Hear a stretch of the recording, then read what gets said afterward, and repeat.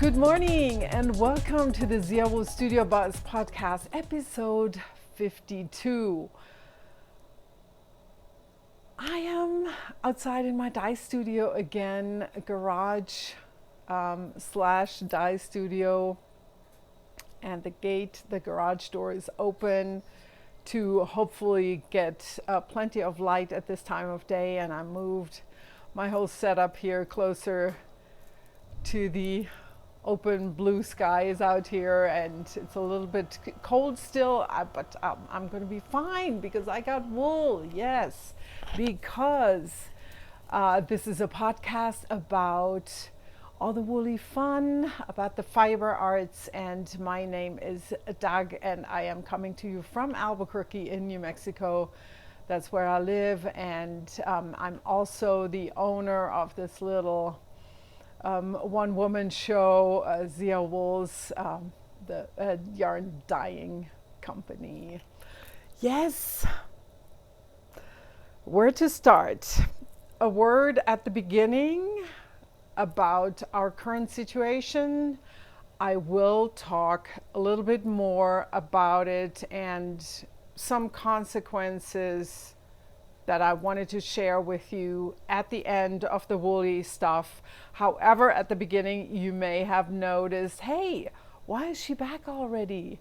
I am back already because this is where we are right now. We're at home. We're spending a lot of time at home, most of the time at home, and we're knitting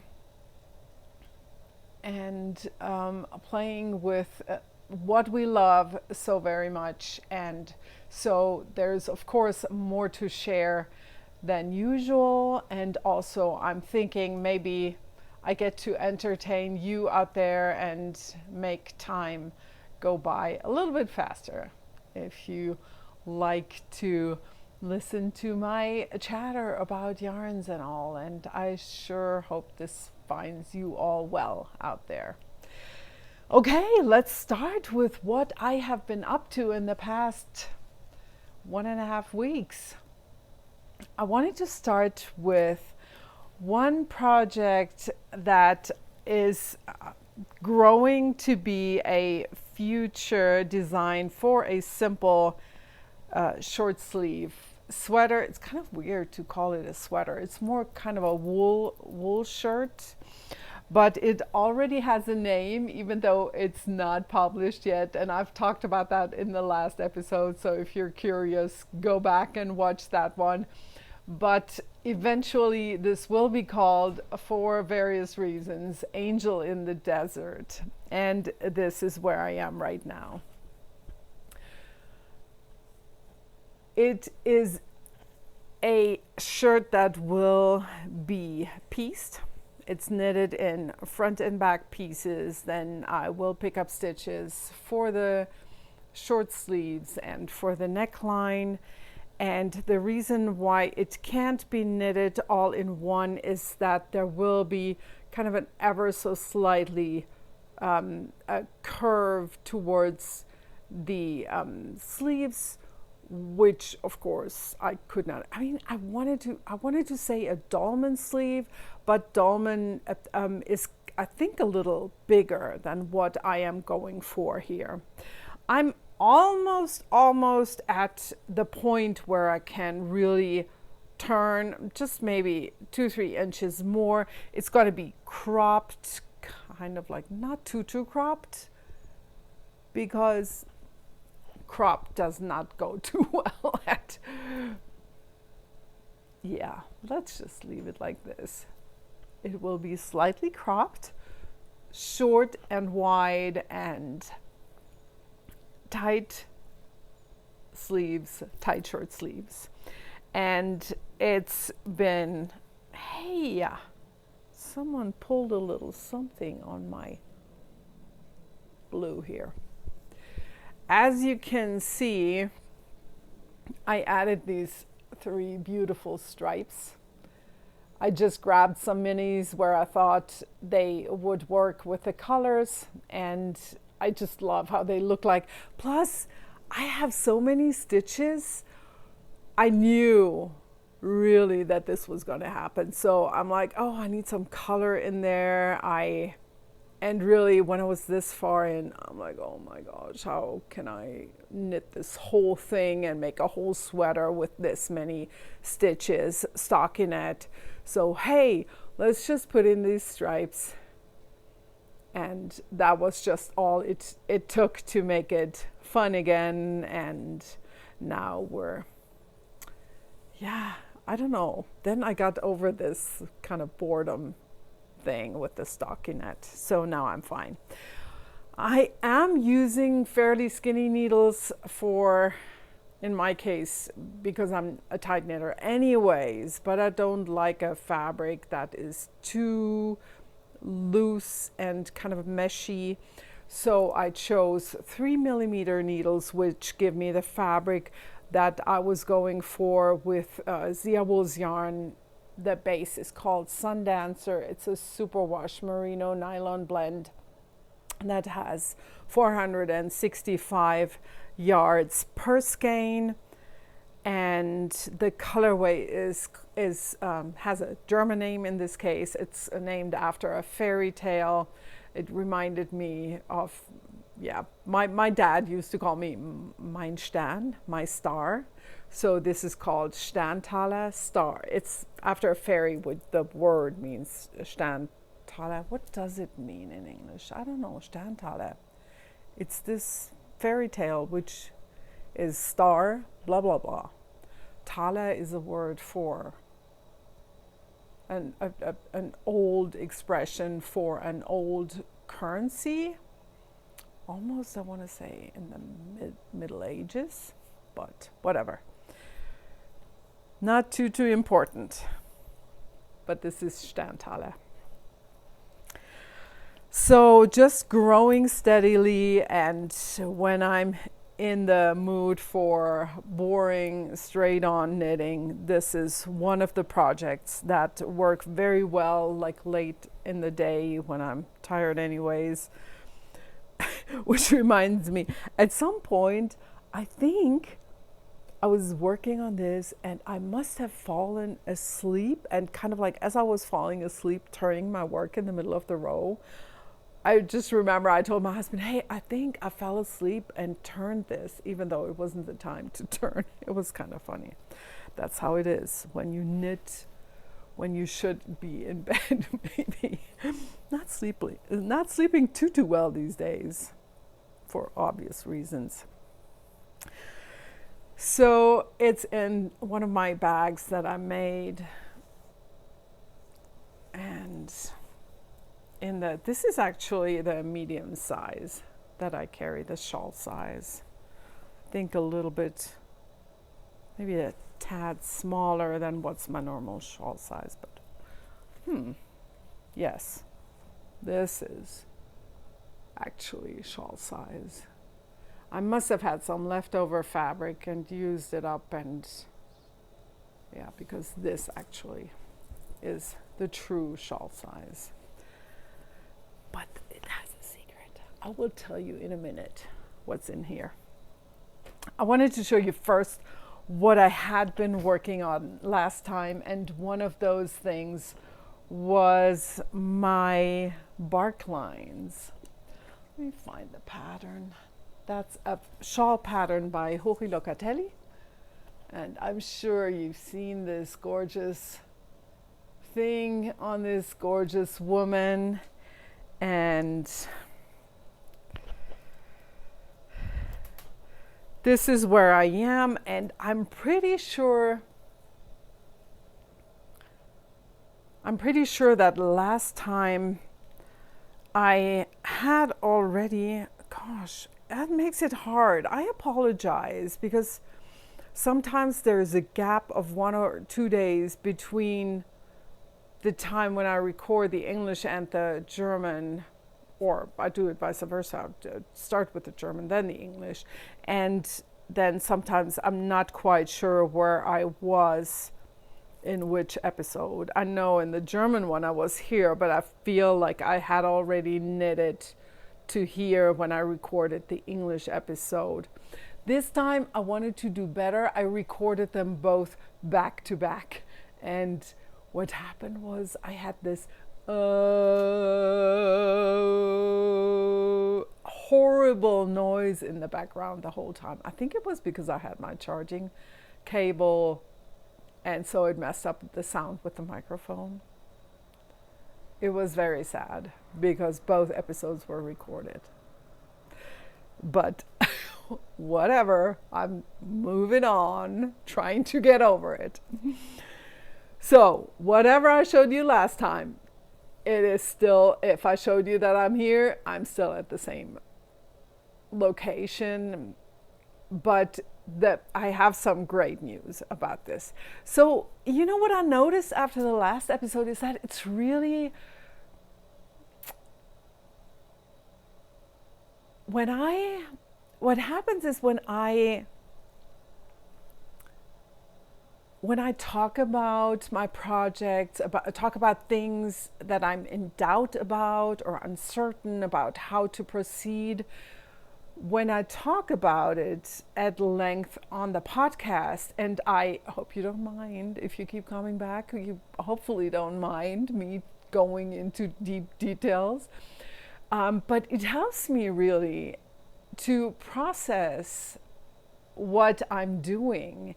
And in this case, this was also, it happened as well, because I mean, you need to know that I record German, I record English, I edit German, I edit English. So it means essentially I have 4 podcasts.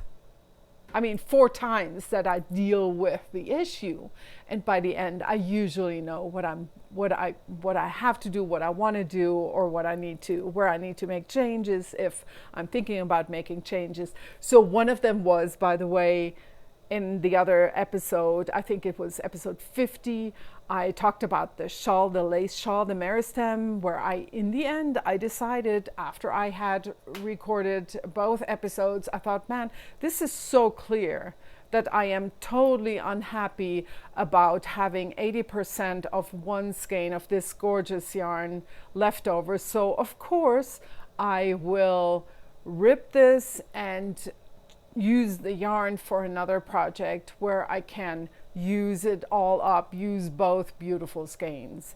So that was great already. And something similar happened in this case. I showed this and I thought, it's just not right. I need to figure out a different solution. Last resort would have been, of course, to contact the dyer. And I brought the tag this time because I wanted to show you Theodora's pearls. It's her 100% bamboo, and she calls it I have no idea how to say this. Oxanometer. I have no idea. But so I could, of course, ask her if she has another skein, but also I was thinking about, hey, do I have yarn that might match? No, I don't. And then I thought about contacting people who were in the retreat last year where we got the yarn in our goodie bags in Winslow, Arizona, and I am at the end of the second ball of yarn. Let me show you how much I have left. And I have already 2 skeins because my husband got one also. And of course, I could contact all the people who came. But then, of course, I contacted the yarn store owner who since then also passed the business on to her son and her daughter-in-law. And so I contacted her also. And I had to be patient because she wasn't sure if she still had hers. Teray also wasn't sure if she did. Jamie didn't find it. And in the end, Jamie did find her. So it took about a week. And then I got a message, hey, I just found my skein and you You can have it, you can use it. I mean, whatever. We'll figure it out if I return it to her after I took what I need, or if she wants to trade for one of my yarns. So I'm just super, super happy because, you know, it's just missing something. Because even though I'm at the tip of one of those little mountains here, it was so funny when I knitted this. I was watching a show about Mount Everest and about an expedition up there. It was so funny that I'm knitting these little mountains here. But it just needs more. It's not visually balanced. And I'm pretty sure it would have bugged me in the long run. And so I'm glad I asked. And in fact, also later I remembered I have another local friend, Jeannie, who was also at the retreat, who probably maybe also still has some leftovers. So the end is near. So I'm happy about this. So those were the projects that I was working on last time. And let me move this out of my way. And the other thing that I talked about, and this, by the way, was also something where talking about it brought me, in a way, was the process that I needed to make a good decision. And I'm talking my True Friend sweater. You may remember that I dyed some yarn to match the yarn that I had purchased. And let me dig it out here. So I had purchased Tangle, sorry. These two colors, this being the main color and this being the contrasting color, and you don't need a whole lot of the second color. I did my gauge swatch, and you know where this is going. It was still off. I then decided, hey, it's still going to be this sweater. I'm going to figure out how I can make it work.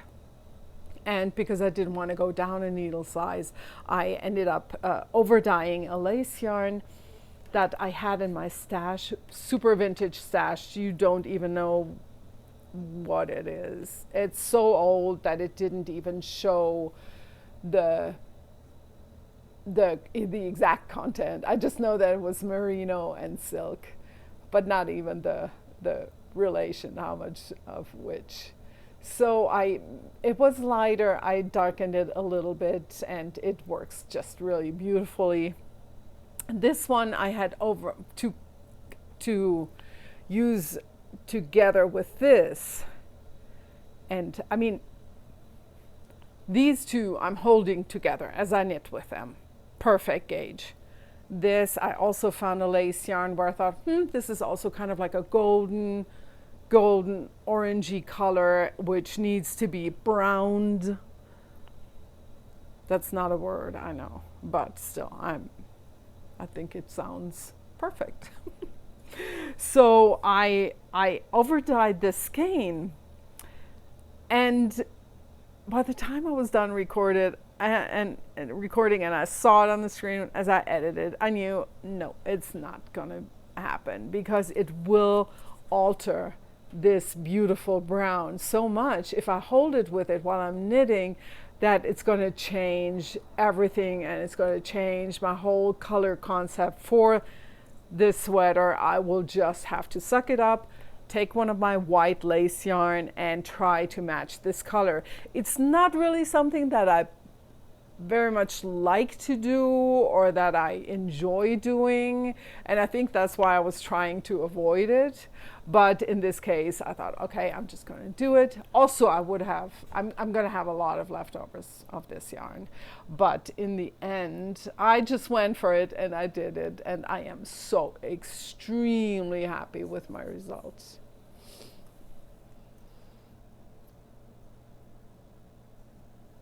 it's just really, really perfect. It's a slight hint lighter, and it was just in the dye pan. It was darker. It was probably a perfect match as it was in the pan, but as it dried, it got lighter. But it's perfect. I mean, I'm not complaining at all. So I could start my True Friend sweater, and I am zooming away on this guy. It's just really nice. And this is my other mindless TV knitting late at night project, because you barely need to pay attention, and it's so, I mean, essentially now I'm only knitting in rounds, and from time to time I need to make decreases and increases. What you do is you start from the neckline, you knit this kind of a bib, and then you pick up stitches and continue all the way around, front and back. And see that I don't lose any stitches. Where? All right.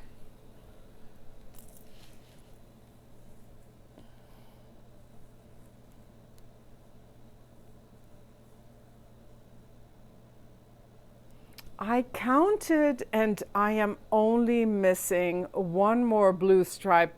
Then I have half of my stripe section, I think, even though I need to look at I looked only at the picture of how many stripes Vera Välimäki did on hers. If I'm knitting her size, that's going to be it, but I haven't checked yet. But honestly, I doubt I'm knitting her size. So one more, which means one more stripe of brown, of course, as well. This is my first skein of yarn. This is how much I have left. I'm sure this is going to be enough for that round, for that stripe. So 2 rounds, and then I'll see. I'm just, yeah, it'll be fine. I don't think I'm going to need more of the brown, even though it's going to be tight, but I'm probably going to be fine. And if I'm not, I'm going to just get more. That's okay. Support your yarn stores these days, because they try to survive, and we're lucky to have them. And I'm just buying needles these days whenever I think, oh, I might need this. And so that's my thing, because I can't look at the yarns they have, and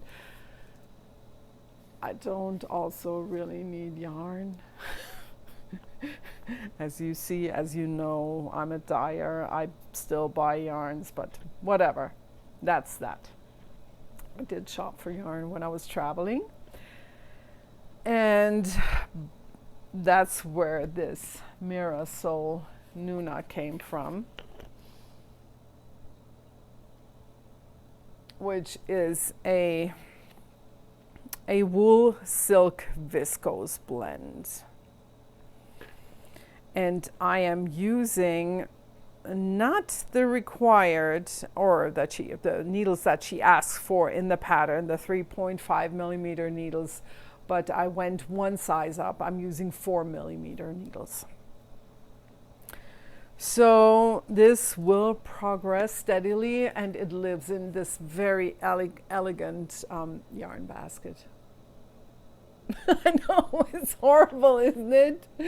To have this beautiful yarn in this plastic thing, but it's what I had, and I always have 4 skeins, 4 yarn balls working. And so I was at my son's house the other day, because he's home now, and I found this on his kitchen table, and I thought, well, this has to go. It's been there since Halloween, because he got Halloween candy. He had Halloween candy to hand out, but there were so little kids in that area of town. So he kept a lot of the candy, but it was still there. It wasn't eaten, so a lot of it had to be, I trashed a lot of it, and the good stuff I brought home. But then also I brought home the bowl and brought it to use right away. So, My True Friend by Vera, a pattern by Vera Välimäki. What's next? So I cast on another one that I was planning to cast on, and I have named, I already put it up on my Ravelry page, where I'm, if you find me, if you look me up on Ravelry, I am Paper Dag there, and I'd love to be friends with you, because I've said it before, I can't say it enough, I live in my friends' activity feed. It's like flipping through a knitting magazine, because I see what you make and what you're working on and what you've favorited and what you've cast on, and I just love that. So I have started the Marvelous by Leslie Ann Robinson, and I'm sorry I butchered her name last time. She is not called Lee. I have named this project Martha, because Martha is one of the people that I made new friends with at the Winslow Knitting Retreat, and she was the one, it's her fault that I was looking for a two-color brioche project, and I ended up picking the Marvelous, and I was pretty much set on these colors, which I think I showed in the skein in the last episode. And when I had them wound, I thought, yeah, I really think they're gonna work. You see that I've already knitted up some of this. What are these beauties? They're both stitched together yarns. The gray is, I think the base is called Swanky, and the colorway Buggin. And it's a blend with 70 merino, 70 superwash merino, 20 silk, and 10 cashmere by Stitch Together. I'm absolutely loving this. And the other one is, I don't think it has the silk. I may not even be able to see this. Hold on. Oh yeah, this is different. This is just a merino nylon. Similarly soft. I mean, it's just a very soft yarn. And the color is called Marshmallow Fluff, and the yarn, I think, is the base is her Smooth Sock. I started following her on Instagram because I really liked all of her yarns whenever I saw them in the yarn stores we visited. I liked them. So I wasn't decided on the 3 colors. You need 3 colors for the Marvelous, and I decided on this guy. It is one of my colorways on the Dreamcatcher base, which has the same yardage as this guy, 400 yards. And the colorway is called More Than a Woman. I think it'll work great. So I need to tell you something about this pattern. I'm making it, I have started using Knit Companion, so I cannot show you a print of the pattern, but it's not a new one, so maybe hopefully you've already seen it, and hopefully you will see it here and maybe want to make your own. But this is where I am right now, using 3.5 millimeter needles, and I am, get a grip on you. I am right now at the end of the first section where you get these beautiful shapes, and now I am at the point where I had started with the second color, and it was later in the evening. When I say this, you know where this is going probably. It was later in the evening, but I just had to see how it looks like with this second color. What happened? You may guess yet again. I messed up and I had to frog, like literally knit backwards half a row, but that is fine. It just, I guess I needed this. I needed to be taught a lesson. Hey, don't do complicated things at late at night, because it's most likely not going to work. So this will go on. I will continue to work on this in the daytime when my brain is fresh, which means after coffee in the morning, or kind of like before 8 or 9 p.m. But I'm loving it so far. I just saw a German podcaster talk about it in her episode, where I know her on a personal level, and so we talked about it. She said, "Oh, hey, you remember I'm making this?" And I'm like, "What? Why? How? You haven't shown it." She said, "Well, I kind of put it aside for the past year." And I said, "You have to show me." And she was actually pretty far along in hers. And so I'm like, "You cannot leave this in the bag. You need to finish this." And so she dug it out and showed it in her last episode, and she continued working on it. Of course, she's way far ahead of me, but it showed me. It was very encouraging also for me to continue, even though she said it's a tough one. You need to focus. You really need to pay attention when you get to those two-color brioche sections. And the thing is, what I wanted to tell you about it is overall about the design. What I love about it so much is that you pick these three colors, and I, as far as I remember, hers are not, no, that's just the truth. Hers are not super duper high contrast, not like Stephen West does it sometimes in his two-color brioche things, where it's like, bam, you pull the fabric apart and the second color is so super different. In her case, not so much. I found that she goes kind of like calm with her lace section, then she goes with the brioche. She uses that to introduce the second color and almost kind of like to fade into the second color. And then you use the lace for again with the second color, and so on. So I just love that concept. And I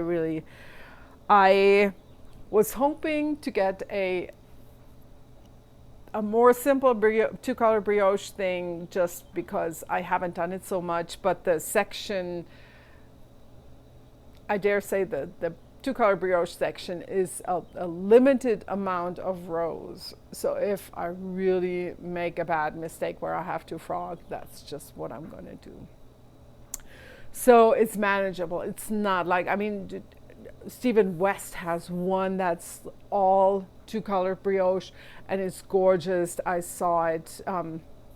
Chris, who works at our yarn store, knitted the most beautiful sample that they have in the shop, and but I would not have dared to go for a full-on two-color brioche at this point, because I just haven't done it enough. I knitted several of his, gosh, now I can't remember the name, quite old, very popular one of his patterns, where you also have just one stripe of two-color brioche. And I just remember that was no biggie.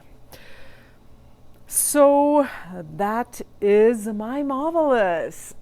Lives in this Space Girl bag.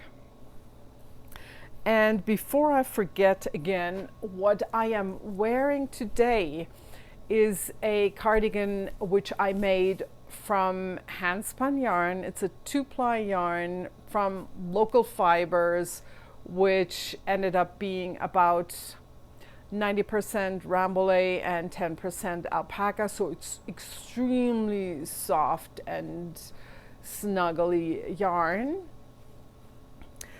I started with this big piece, garter, nothing but garter. Then I worked some short rows in the front.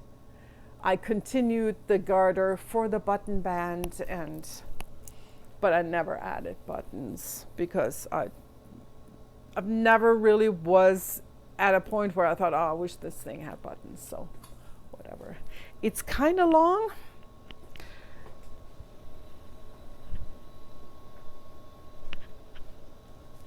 Just goes over my butt. Very long sleeves, not identical, but I have to say that I like it very much because I like all the colors together. And what happened when I started working on it was that I saw this pile of braids of spinning fibers, and I thought, dang, these all look great. Let's just mix them all up super randomly and make yarn for a cardigan. And that's what I ended up doing. And it's like, I feel like it's like a garden. That's how things grow in a garden. You don't color plan. You don't decide, hey, purple can't be next to yellow because it doesn't look good. No, they're just flowers all next to each other. And that's what I did with a very pleasing result. It's really my snuggle cardigan. Even though it's not very thick, it's still very warm. And like I said, sorry, no pattern.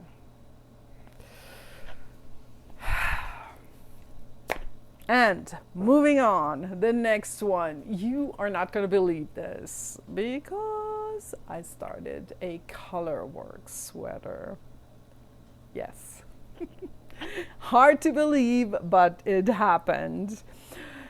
You know how I talked about the Hemis yarn, which I'm taking out of my range of yarns, and so I pulled out 2 of the skeins where I thought, these might be options for a sweater. Let's just see, I'm not sure. I had this one in the colorway lace, and then the other one was originally the colorway puppet, which was kind of like a muted pink and light browns. Beautiful. But then I ended up deciding against puppet because I felt that it was very predictable in combination with this, and I thought, it's probably, let's see if I have something else that would work. I knew I had a few skeins that I was using for a colorwork hat that I had started and abandoned probably by now 3 years ago. I never finished that sucker. Terrible, I know.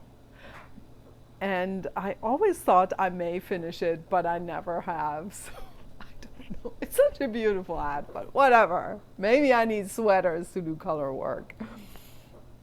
So I found this one that was also an older Zia Wools yarn, a base that's discontinued, and if you've tried this, you probably loved it, but I could not. My supplier didn't carry it anymore.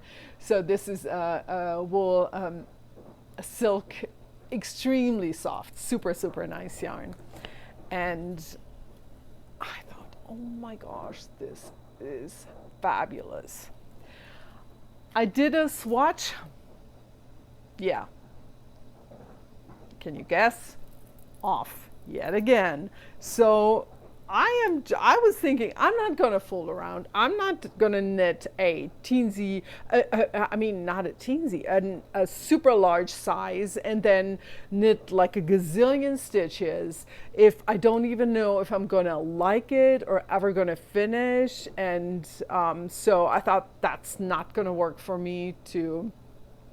So I thought, hey, I'm just gonna have to hold another yarn with the Hemis together.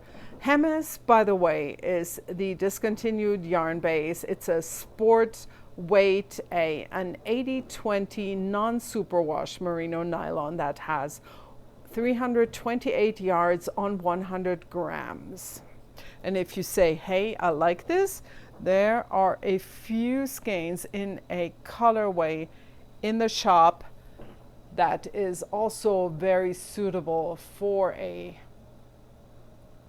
color work, because essentially you can combine everything with this. This is called Dollhouse, this colorway. And look at the colors of speckles that are in here. It's kind of all the colors. But back to my sweater. I had told you that I was considering a Heidi Kirrmaier, the early bloomer. And so off with my gauge. So I thought, well, I'm just gonna dye a Dreamcatcher in the same colorway and hold them together. Whatever. It's gonna be a little fatter than holding this only with a lace, but whatever.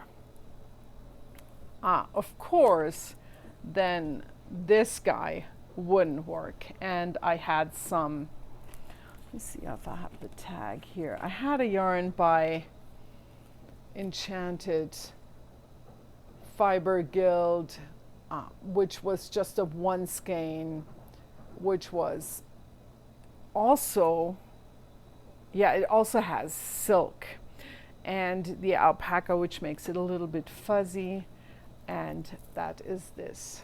However, when I wound this skein into a ball, I realized this is a gradient, which goes from a darker gold, actually kind of like this, to a very light white pastelish yellow, where I knew it was going to be too light. So what I did was I knitted up the darker part of the skein, and I put the rest back into a skein and darkened it.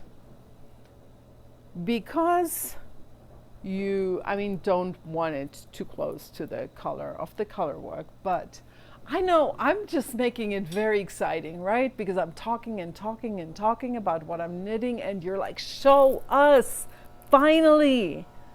So here it is.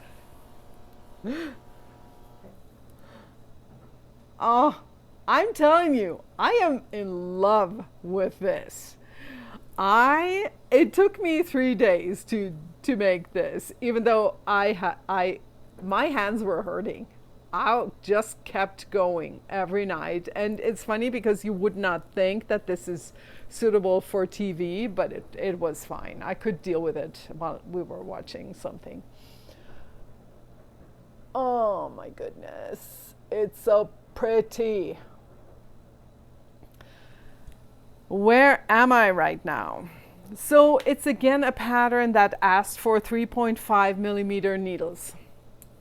I knew, of course, I was going to have to go up needle size.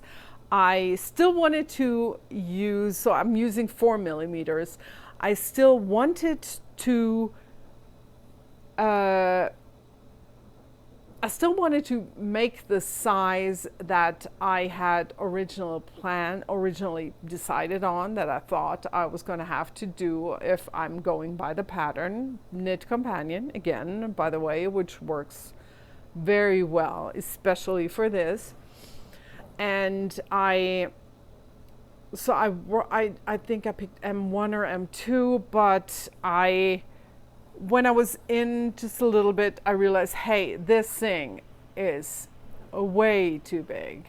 The way it works is the neckline, you put the stitches onto a provisional cast on, a crocheted cast on, and pick up the stitches later to finish the neckline with the ribbing. But that first cast on and the first section, I probably went until here. It was just, I could tell it was going to be too big. So I thought, well, let's just go down to double extra small. That's what I did. Now, however, I'm a little bit concerned. I already put it on 2 needles. I'm you can see it's kind of like, it does not look really big, but the next step is in the pattern is to continue with raglans, and I put my markers in. I'm done with the color work, by the way. I put the markers in, and I am now at the point where I have to go on with the, where are the, oh yeah. This would be my tiny sleeve opening, which of course, yes, not gonna happen. So there are more stitches added. Then of course you do add, as you always do, some stitches under the arm, and I will just have to see if it's going to be enough in terms of the width, but also in terms of the measurement from the neckline to here. And that's going to be much easier now because I picked up the stitches and I knitted my neck here. I will not be upset if it's a wider neckline, which now in the end I did not get after all. I mean, it kind of like looks wide when I hold it here, but on my neck it's not too wide. So, but let me talk about what I did here, because you're gonna say, hey Doc, what did you do? This kind of like is kind of like weird shaped. According to the pattern, you do a knit one, purl one ribbing, and I did a knit through the back loop and purl one for the ribbing. Then I already did not knit this as long as she asks, but I shortened it a little bit, and then I decided, okay, she asked to cast off with the color that you've worked your flowers in. However, I thought, I would love a pink pop in this, and pick up the pink that's in the speckles on the white. So I dug out a few leftovers, that's all I needed. And hold on one second. So I thought pink, and I brought from my leftovers these two. This one being a leftover in my Cozy DK base, and this one was, I think, a Knit Picks alpaca yarn that I once over dyed. I don't even remember what it was originally. This would have been my preferred hold two together to cast off choice. I tried it, too thick, it's just too much. So then I used the DK and held it double, and I realized only for casting off doesn't look the way I like it. So I did one round in a rib and in my twisted rib, and then cast off with all knit stitches in the second round. But again, I find it too fat, and also it's something that you cannot really see, but when I touch it, it's kind of fat. I don't like that too much. So the next step to remedy this will be to cast off with this one just single. And actually what I also decided, because I said I wanted the wider neckline, I'm probably even gonna take out another 2 rounds of the ribbing in the light color, and then knit 1 round of pink and then cast off. I'll try this. And if you go to the pattern and you look it up, you're going to see that Heidi Kirrmaier is, she has her, on the main picture on that pattern page is that sweater in short sleeves. And by the way, I'm the first one to confess that this picture suckered me in. So if you are a pattern writer, hey, your pattern needs good pictures, because heck, I wanted that sweater in that picture. I wanted to be in that location, and I wanted to be everything in that picture. But of course, now this is very different. Doesn't matter. I mean, I love it so much. Really, no regrets at all. And in fact, with the yellow, I'm just super pleased with the variation that I got, and that I'm light here. Still love it, even though it's very close. I mean, it's not a very distinct definition of the color work. I don't mind. Yeah, very happy with this. Just, I was a little bit concerned about the width, and I already threw out the question in the German episode what people would recommend. And actually, one thing that I heard was don't wash, because it may alter this fabric, and then it's going to be weird if you continue. And of course, that's going to be not washed. So I'm probably just going to go on kind of like look that I get measurements, the depth here and the width of the sleeve, and then just continue and zoom through it as we all do, and just stocking it in one color. Not, but whatever. Let's see. So I still have a good bit of my sorry, just can't find that second ball of yarn. So it's definitely going to be short sleeve, I'm pretty sure, because I don't have a lot of yarn. But this is my Hermes yarn. I still have a lot. So, and this is what I'm holding it with, a Dreamcatcher, same colorway. So I will see how far I get with this. I may end up with a cropped version, which I don't do. I'm gonna have to do it. I mean, I don't do too cropped, but I'm thinking that if I get the width, then I'm gonna be fine. I just need the width for it, then it's gonna be okay. I just wear a longer shirt under it. So still lots of yarn to play with. Second skein not started, not even balled up, and it's gonna be super exciting and interesting to see how this comes out. This was my Early Bloomer by Heidi Kirrmaier. What's next? I mentioned it before that I'm in a group of German knitters. I gotta sit on my hands because there's a freezy breeze coming in here. So in my German knitting group, I have, there's one woman, she's so funny. The other day we were chatting about what we have on the needles, and she's like, yeah, I have 4 pairs of socks on the needles, and they were just all so cute. And I thought, heck, if she does it, I can do it.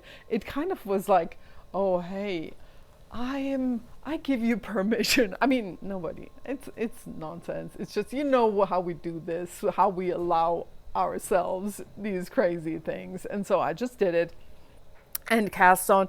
And I had, when I was playing with my stash the other day, one skein of yarn already caught my eye, and it was one of a dyer whom I admire so very much, and I'm super sad that she quit dyeing. And that is Laura of Jinx Yarns. She's in Texas, and for health reasons, she's not doing it anymore. But I had one of her self-striping. Oh, dang, I can't see it. What it says. It says something P blah blah sock self-striping. Oh, Fireflies. No, but that's the colorway. I remember getting this in a D-stash on Ravelry, and I was not looking for hers, but I was just looking for, I wanted to try BFL, BFL sock yarn. And so I looked in D-stashes for that. I came upon this, and I knew her because she used to have a podcast, and I thought, hey, great, I'm going to get this.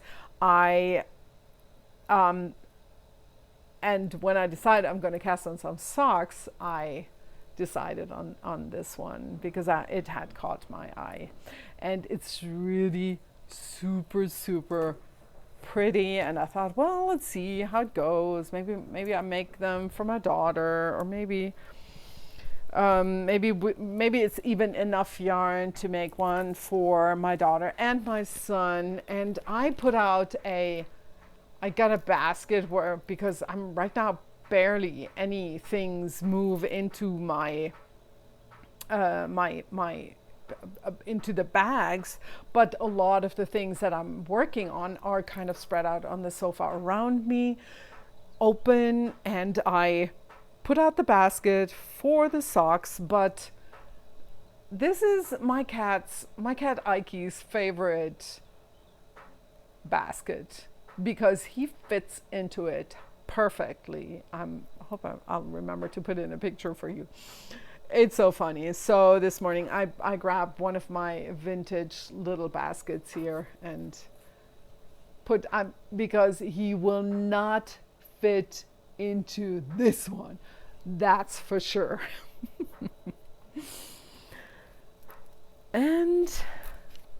But let me show you how the skein looks like. It's muted colors. And you know how you cannot, I mean, maybe it was in the colorway. Sorry, I really have some fluff here. Maybe it was in the colorway. That's the word on the tag that I can't read.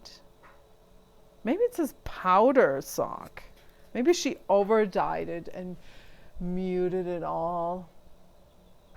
Can't read it.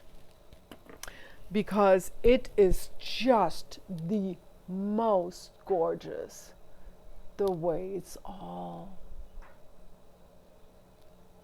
I don't even know how to say this. So I zoomed through this in the last, just only a little bit of knitting in the evenings. I think the last 2 days. Yeah. And then yesterday I thought, well, if I make these shorties for my daughter, I want to make some shorties for my son. Heck yes, because I want to cast on another pair of socks.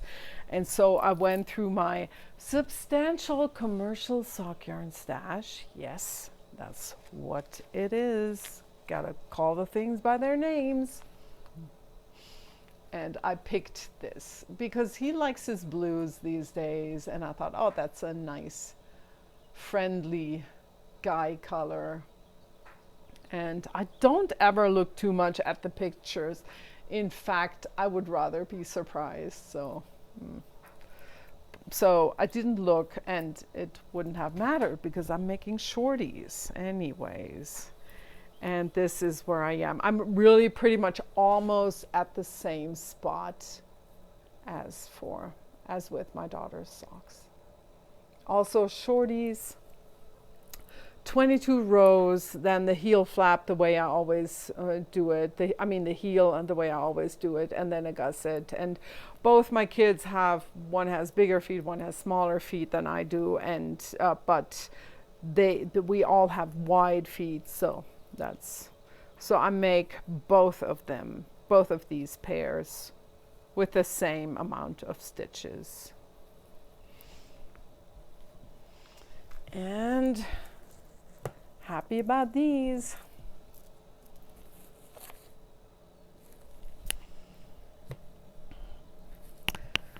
Then here comes the hard part. I'm not big in chattering and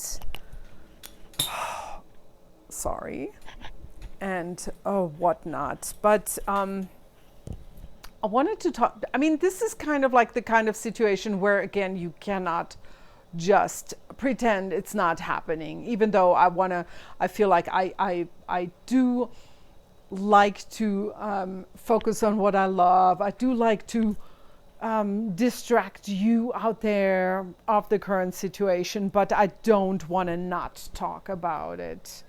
And so I wanted to tell you a little bit about my personal relationship with the current situation, and that is that, of course, I already mentioned, both my kids are at home now. My son used to live close to UNM. I said, hey, why don't you come home? Then you don't need to shop and worry about food and all of that kind of stuff. And we're all kind of at home together, and school's canceled for now anyways. Prom was canceled for my daughter. Super, super sad. Yeah. And, but then I had my kids here. I had my mom is fine, and she stays at home pretty much, and but also is my brother, whose daughter was doing an internship. One of them was doing an internship in Berlin, and so they made her come home, which initially she didn't want to, but then they said, hey, this is not the kind of situation where you can stay in a big city. So that was probably the good decision. And my other niece was on a school exchange in Northern Europe, and she everything went fine. She's at home, so they're all at home right now, and he's working from home and whatnot. So everybody, my family is all good. But then I started knitting. I started working on all these beautiful things. I got into casting on. I was thinking, I'm just gonna knit all the things I've always wanted to knit, and this is gonna be so much fun. And I could tell, hey, I'm still not doing too great.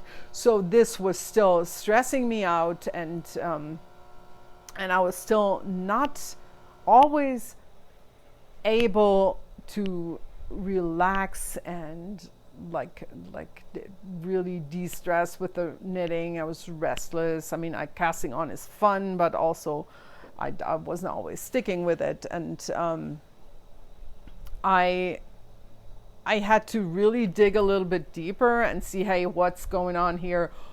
What do I personally need? Because this is where it starts for all of us. I mean, we start with us in extreme situations. So I can say I'm the kind of person who gets stressed out in this situation, and so I was thinking, how can I take away stress for myself? What's my way to de-stress? Okay, I knit. What if knitting alone doesn't do it? Hey, I love to run. Running does a lot for me. I always say running makes me a better person, and I had not been running. So, because I had burned my foot, so that was 3 weeks where I couldn't wear shoes. And then we traveled, and I hadn't started with the running. So once I came to this, I decided, hey, tomorrow I will run. And that's what I did. And I went on a very long run, even though I was not trained. And I'm telling you, I was tired for the rest of the day, and I was really hurting the next day. And I was still tired the next day. But it was okay, because it really made me feel better, and it helped me process a lot of what's going on right now with COVID-19. I think a lot when I run, even though I listen to music, and yes, I do think all the time, but running helps me stay focused. And even though I have music is kind of my fuel when I run, and then my mind goes on. And there were two essentially very important things that happened during this run for myself. One was I made a turn, and that was already late in the run, and I had met other people, like groups. There are more people out during the week now, up on the trails that are so close to my house. So I run from my home. I take off from right here. So there were people out there which didn't greet, and I'm like, I find it just okay. Why not just say hi. Okay, but whatever, people are different. That's okay. But towards the end of the run, I made a turn, and there was a runner coming towards me, seasoned runner, obviously, thin, fit lady, older, a little bit older also. And she saw me and immediately left the trail. And I thought for a moment, so, oh, where is she going? What is there? Until I realized, wait, she's getting out of my way. That trail has about 2 yards wide. For my feel, it was fine. We would not have been too close together. I mean, I've passed other people and I've passed bikers.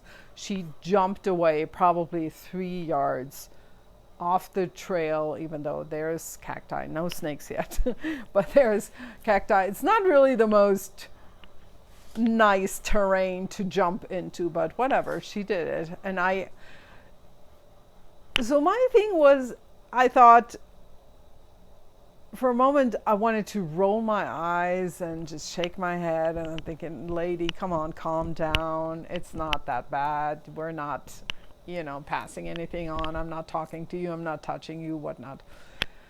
And then I thought, what do I know? And who am I to judge? She may have a cancer sick person at home that she takes care of. She may be at high risk herself, even though I didn't think so, but it may have been one of a rare outings for her where she really had to make sure that she doesn't bring anything at home. Essentially, I realized, hey, I will not judge. I will not look into your shopping basket and judge you because you have 3 packs of toilet paper, which is, by the way, happened to me the other day. I was buying two packs, and this lady's ranting at me like, oh, I don't know why everybody thinks they need to buy toilet paper like crazy. And she was like really a little bit not nice in her way that she said it, but I'm like, I think it's just not the time to judge other people, even though I heard another story about a person buying like kilos and kilos of flour. I mean, that was, by the way, in Germany. My mom said that. And another person was saying to that person, hey, I just wanted to buy 1 pack of flour and there is nothing left. And that person didn't even give them a bag of flour. Come on. Why? Right? I'm sure you'll agree. But okay, that's that. Back to my story. So it was just good for me to get to this point to say, hey, I'm just going to try to be nice to people. Okay, so I was able to go away from myself and like, hey, I started looking out there, what's going on out there, where I was before very focused on myself, and that's just the way I process. And then I thought, hey, what can I do maybe? Where is a way for me to maybe do something for other people, make this a little bit easier? And for one, I decided, hey, I'm going to record more podcasts because we all need to be distracted. We all need to be entertained. Hopefully I entertain you a little bit and do something good in that way. But also, I was one of the lucky people who did not lose in regards to the business, because I had my big sale at the Winslow. I stocked a lot of yarns and I sold in Winslow at the retreat because it still could happen. And now there's other people who are hurting because their events were canceled. So, hey, think of your yarn stores, your fabric stores, think of your friends out there and think of the dyers who maybe need a little bit of your support. But also I was thinking, hey, maybe you are one of the people who say, I was always thinking about getting some of Doug's yarns, but my budget is a little bit tight. So I thought, hey, I'm not hurting really bad right now, so I'm going to put my yarns on sale. I told you I already had the Hemes on sale because I'm taking it out of I'm discontinuing the Hemes, and I just said that same day I made the decision I will mark down all my yarns to the price of the Hemes. So all my yarns are right now $22. You may say, oh, this is still a lot, but it's about, it's probably a 20% discount, a little bit more. And Etsy gets a nice chunk of fees, and then there's taxes and everything. So I'm doing a little bit, and I'm doing it because I can. So all the yarns in my shop are at $22 right now. If you look and there are no yarns, look every day, because I'm going to put in yarns every day. And like I said, the Hemes Dollhouse, that's a large amount of yarn that's in there, probably 2 sweaters quantities if you want to make a long sleeve sweater for a great price for a hand dyed yarn. And I will add more, like I said, in the next days, one of them being a DK yarn, because hey, some people are hurting. That was someone who wanted to buy yarn and she just couldn't afford it anymore. She had a custom order. So that's her skein that goes back into stock, one of my favorite colorways, which is called Saturday with Mel, on my Cozy Base. And I'm not going to show you everything because I'm not a little bit undecided about the order in which I will list the yarns in the shop, but I thought I'd bring you a few so you can see if you haven't really paid attention. This is how I dye, and I'm always inspired by the Southwest, and these are some of the yarns. I find they always look much more beautiful when you see them like this versus on a photo. I also still have a few of the Sugarloaf, which is the base that I love so much, the light fingering with the wonderful yardage of about 560 yards, 100% superwash merino. There's a few of this that will go in the shop. The Beekeeper's Daughter, this one was a Lucky Dog. If you see Lucky Dog, that's usually a one of a kind. One more that will go in, which is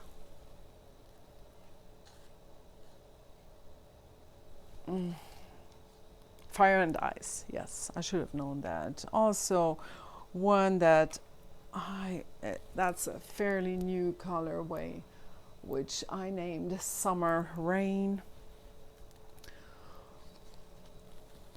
This one, a Lucky Dog. So there's singles, there's a little bit of everything. Zia Zen is my base with the cashmere. Roadrunner is the singles yarn. Dreamcatcher is the 400 yard merino 2-ply, and everything else, just take a look. I mean, check every day. I'm going to be adding them bit by bit. Another thing that I'm so excited about, because I thought, hey, what else can I do? Where do I have plenty that I can share? And it's a German sock yarn leftovers. So, and I was thinking about my friends Jessie and Sue, who are on Instagram, SM Karn, and Jessie has just changed her name from Ucha to Circle Toes. So both of these women have been hosting a scrappy sock knit-along, the Monster Cow, for a few years, which I never participate. I'm not very good at that, but they have a large group of people who always knit with them, and I always love seeing the results popping up in my feed. But I thought, hey, this is another way of participating in it. I'm going to offer German sock yarn leftovers. And what I will do, the way I was going to do it kind of like it's a little bit almost like a donation kind of thing, because I have to make a nominal, but I do have to make a nominal value sales price on Etsy, and I would also charge you the shipping. So it's going to be the shipping price by weight, and I'm going to assemble random packages of German leftover yarns, where I plan to do kind of a little bit of everything. I'm going to mix it up, but it's going to be 100 grams, probably 10 times 10 gram little balls of yarn, and I will offer them for $1. So you pay $1 for 100 grams of German sock yarn leftovers, and plus the shipping, which is by weight. So it's probably going to be, I want to say about $3 to $3.50. So for under $5, you are going to have a nice, some nice German sock yarn leftovers to participate in the knit along of my friends, which of course, hey, another fun thing to do in these times where so many of us have to stay at home because they can't go to work. On this note, I want to send out a like big and heartfelt thank you to all of those who have no choice, but they have to be out there. All the health workers, all the people who still are out there handling groceries every day and who are on the forefront of constantly being at risk, who are constantly exposed. Thank you. Thank you. Okay, and I feel that I have come to an end. There is no spinning this time. If you are interested in spinning content, some people have commented they would like to see spinning content. Of course, I always show my hand spun yarns if I have something new, but if you want to see a little bit more, leave me a comment where you write what you want to see when you say you would like to see more about spinning. I would like that. Also, hey, ask me questions. You're going to see me again soon. And until we see each other again, I wish you happy knitting. Bye-bye.